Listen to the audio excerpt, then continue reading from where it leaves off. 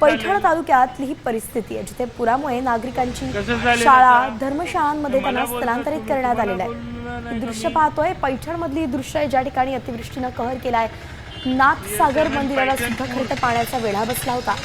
याच परिस्थितीचा आढावा घेतलाय आमचे प्रतिनिधी माधव सावरगाव यांनी। पाहूयात काय सध्याची स्थिती आहे। पैठण शहरात ज्या भागामध्ये पुराचं पाणी घुसलं होतं तिथल्या कुटुंबांना स्थलांतरित करण्यात आलं आहे।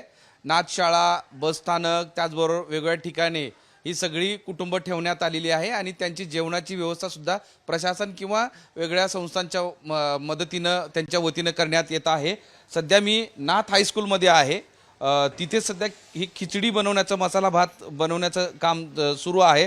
जवळपास 600 लोकांसाठीचं हे जेवण सध्या केलं जातंय, कारण या शहरातल्या वेगवेगळ्या भागातून नाथ हायस्कूलच्या सगळ्या खोल्यामध्ये लोक थांबलेले आहेत। लहान लहान मुलं आहेत, महिला आहेत, कुटुंब पूर्ण इथं आलेलं आहे आणि त्यांच्या जेवणाची व्यवस्था ही केली जाते। आम्ही एकूण 30 ते 35 खोल्या लगेच त्वरित उपलब्ध करून आमचे 15 ते 20 कर्मचारी इथं तैनात असून अहोरात्र आम्ही जे पूरग्रस्त आमच्या श्रीनाथ हायस्कूलमध्ये जे राहण्यासाठी आले त्यांच्या सेवेत आम्ही आहोत। आणि आमच्या शाळेमार्फत, विवेकानंद शिक्षण संस्थेमार्फत आमच्या वैयक्तिक सगळ्यांच्या सहकार्याने आम्ही मसाले भात खिचडीचं इथं सगळ्यांना मदत करण्याचं प्रायोजन तयार करताय।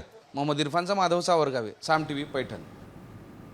आता isakal.com आहे देशातील नंबर 1 ची मराठी न्यूज वेबसाईट। प्रत्येक अपडेटसाठी isakal.com ला नक्की भेट द्या।